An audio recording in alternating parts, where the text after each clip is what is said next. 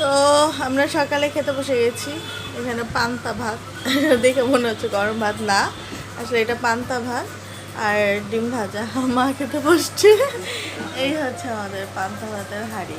কারণ কালকে আমরা নিমন্ত্রণ খেতে গেছিলাম রাত্রেবেলা, তো সেই জন্য ভাতটা রয়ে গেছিলো, তাই সকালবেলা তাই খাচ্ছি। পুঁই শাক আমি সেদ্ধ করতে দিয়েছি, হালকা একটু সেদ্ধ করে জলটা ফেলে দেবো।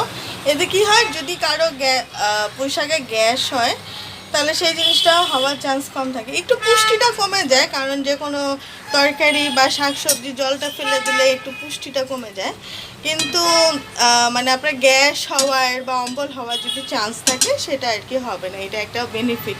আর এখানে আমি ভাত বসিয়ে দিয়েছি, কারণ কেউ যদি আগে ভাত খায় সেই জন্য আগে ভাতটা বসাতে হয় আমাদের বাড়িতে। আগে আমরা ভাত বসাই, এখানে কোনো একটা তরকারি বসিয়ে দিই, ডাল বসিয়ে দিই বা যেটাই হোক করে দিই আগে। তো পুঁই শাক রান্না করবো চিংড়ি মাছ দিয়ে, আর রান্না করবো পমপ্লেট মাছ। এটা আমরা পরশু দিনে পমপ্লেটটা আগে বাজার করা হয়েছে, আর চিংড়িটা কালকে বাজার করা হয়েছে। আর মিষ্টি কুমড়োটা কালকে থেকে ঘুরে বেড়াচ্ছে, তাই ভাবছি যে ফ্রিজে কিছু ইলিশ মাছ আছে, ইলিশ মাছ দিয়ে মিষ্টি কুমড়োটা রান্না করে ফেলবো। আর বাবু পমপ্লেট খাবে না, যেহেতু পমপ্লেটটা 2-3 দিনের পুরনো ফ্রিজে ছিল, সেজন্য বাবু পমপ্লেট খাবে না। সেজন্য আবার বাবুর জন্য হয় ডিম করবো, নয়তো ভেজে টেজে দেবে, কিছু একটা হবে। তো আর এই মিষ্টিগুলো ফেলা যাবে, এগুলো অনেক দিন মানে তরকারি রাখা হয়, তো পিছনে পিছনে থাকতে থাকতে এটা একটু নষ্ট পুরনো হয়ে গেছে। আর এই তো আমাদের সকালে খাওয়ার পর কিছু বাসন জমে আছে, এগুলো এখন ফটফট করে ধুয়ে ফেলবো যতক্ষণ শাকটা সেদ্ধ হয়ে যায়।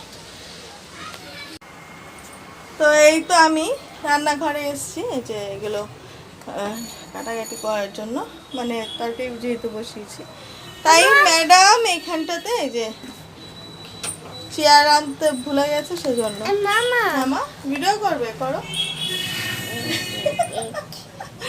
এই যে বলো, মা রান্না করছে, এখানে লঙ্কা আর এখানে চিংড়ি মাছ। বলো তারপরে দেখে আসো, তারপর কোথায় দেখো, তারপর কোথায়। হ্যাঁ, দিদা ঘর ঝাড় দিচ্ছে। মা ব্লগ বানায়, দেখো দিদা ঘর ঝাড় দিচ্ছে। আরপাকে দেখো, আরপা আরপা এখানে ভোকলাই মুখ ওঠে নাই, আতা মা সবার পেট। দেখো আন্টির আবার দেখে আসো, যাও আন্টি ঘর মুছে, দিদা ঘর মুছে। জল দেখাও। হ্যাঁ,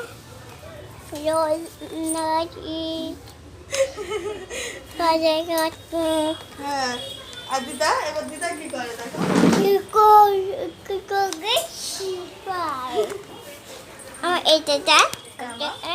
রান্না দেখাবে, রান্না দেখাবে।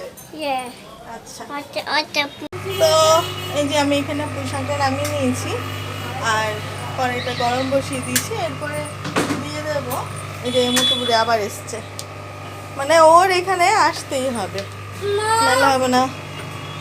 চলো বাবা, কতক্ষণ ফোনটাকে নিয়ে ভিডিও করলো আবল তাবল, যা মনে এসছে তাই। তো অল্প একটু তেল দেবো, তারপরে দেবো হালকা একটু কালো জিরা ফোড়ন। আমি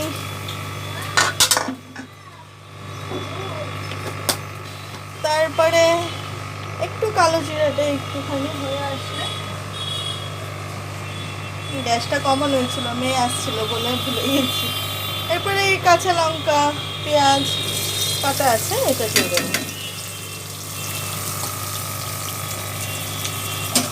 একটুখানি নাড়বো। তো পেঁয়াজটা একটুখানি নরম হয়ে আসলে আমি আরেকটু পেঁয়াজ দিয়েছি, কারণ আমার মনে হচ্ছিলো পেঁয়াজটা একটু কম আছে, সেই জন্য। এরপরে আমি চিংড়ি মাছগুলো দিয়ে দেবো। ছোটো হলে ভালো হয়, কারণ পুঁই শাক দিয়ে বড় বড় চিংড়ি মাছ তো ভাল লাগে না, সেই জন্য একটু ছোটো হলে ভালো হয়। তারপরে এর মধ্যে আমি লবণ আর হলুদ দিয়ে দেবো। হয়ে গেছে পিছনে চুলানো, যেহেতু শাকটা একটু লবণ দিয়ে সেদ্ধ করেছি, সেজন্য অল্প পরিমাণে লবণ দেবো। আর দেবো হলুদ। এর মধ্যে আমি আর কোনো মশলা দেবো না, এতেই আমি পরে শাকটা ভালো মতো ভেজে নেব। তো মাছটাকে প্রথমে একটু ভালো মতো ভেজে নিতে হবে, তারপরে শাকটা দিতে হবে। তো প্রথমে মাছটা ভেজে নিই, তারপরে দেখো এই যে এরকম। আপনারা চাইলে চিংড়ি মাছটা আগেও ভেজে নিতে পারেন, কিন্তু আমি একটু শর্টকাট করার চেষ্টা করি। আমার রেসিপি ফলো করলে সবাই জানবেন যে আমি অনেক শর্টকাট করে রান্না করার চেষ্টা করি। তো যাই হোক, এই যে এইভাবে একটু ভাজা হয়ে গেলে এই জল ঝরিয়ে রাখা যে জলটা ছিল আমি এই জলটা ফেলে দিয়েছি, কারণ এই জলটা আমার কোনো মানে এটা দিলে একটু গ্যাস হওয়ার চান্স থাকে, সেজন্য আমি আর দিইনি। তো এই তো এইভাবে আমি পুঁই শাকটা রান্না করে নেব। এখন পুঁই শাকটাকে ভালো মতো ভাজা ভাজা করে নিতে হবে।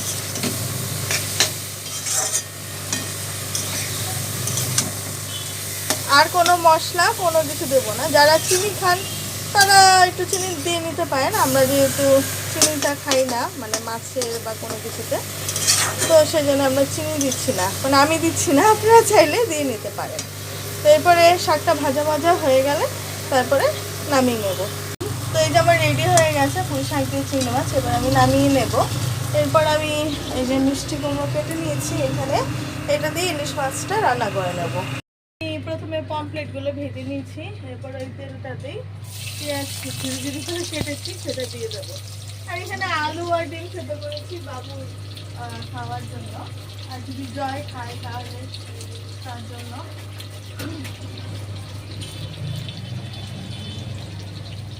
এখানে একটা আমি বড় পেঁয়াজ ঝিরি ঝিরি করে কেটে দিচ্ছি, যতটা সম্ভব ঝিরি ঝিরি করার ততটা করে দিচ্ছি।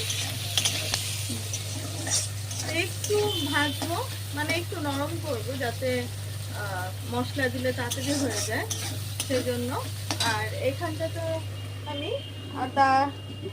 আদা রসুন পাকা লঙ্কা মানে লাল লঙ্কা, এগুলো পেস্ট করা আছে, বেশি করে করে রেখেছিলাম, মানে অল্পাকে দিয়ে করিয়েছি, সেটাই একটুখানি ওইটাতে দেবো। তো একটু আগে পেঁয়াজটা ভাজা ভাজা হোক, তারপরে পেস্টটা একটু ভাজা ভাজা হয়ে গেছে। এরপরে আমি আদা রসুন আর কাঁচা লঙ্কার যে পেস্টটা, এতে আর কোনো মশলা নেই, জিরে টিরে এগুলো কিছু নেই, আদা রসুন শুধু আর কাঁচা লঙ্কা ওই পেস্টটা দিয়ে একটু কষাবো। আর এর মধ্যেই দিয়ে দেবো স্বাদ মতো লবণ, যেহেতু মাছ ভাজা আর এটা একটু কষা কষা থাকবে, সেজন্য অল্প লবণ দেবো।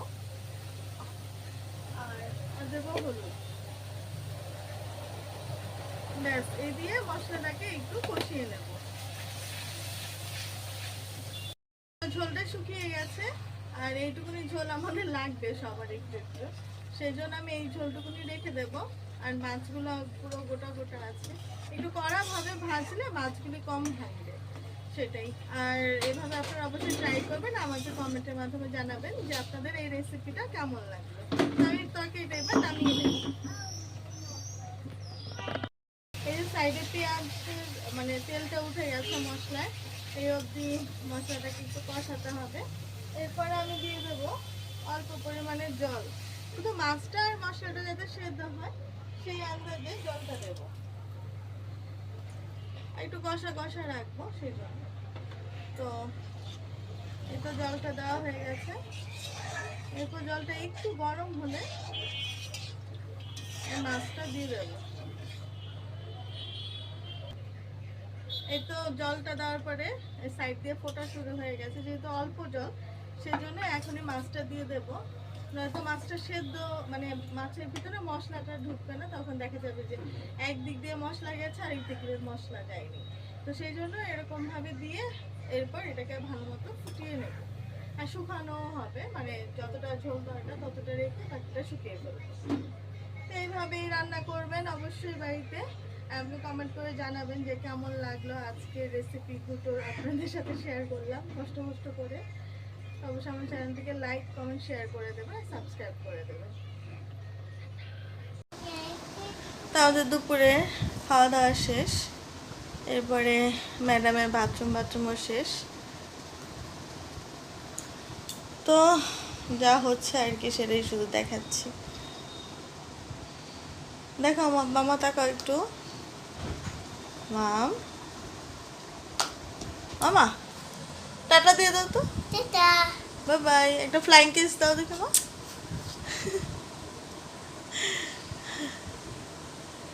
এখন আমরা চেষ্টা করব ঘুমানোর, আর আজকে সংখ্যা আসবে তাই একটু ইম্পর্টেন্ট দুপুরে ঘুমানোটা, নাহলে রাতে ও তো অনেক রাতে আসে, ততক্ষণ জেগে থাকতে হয় আমাদের। আমার ভিডিও যদি আপনাদের ভালো লেগে থাকে তাহলে অবশ্যই লাইক কমেন্ট শেয়ার করে দেবেন, আর আমার চ্যানেলটিকে পারলে প্লিজ একটা সাবস্ক্রাইব করে দেবেন, যাতে আমি চেষ্টা করছি ভিডিও বানানোর যদি পারি। দেখে যাবে এবার আমার মুখে দেওয়া শুরু হয়ে গেছে। তো আজকের মতো এখানেই রাখছি, টাটা। আমার টাটা দিয়ে দাও, আগে টাটা দাও, টাটা। পাপ্পি দাও একটা।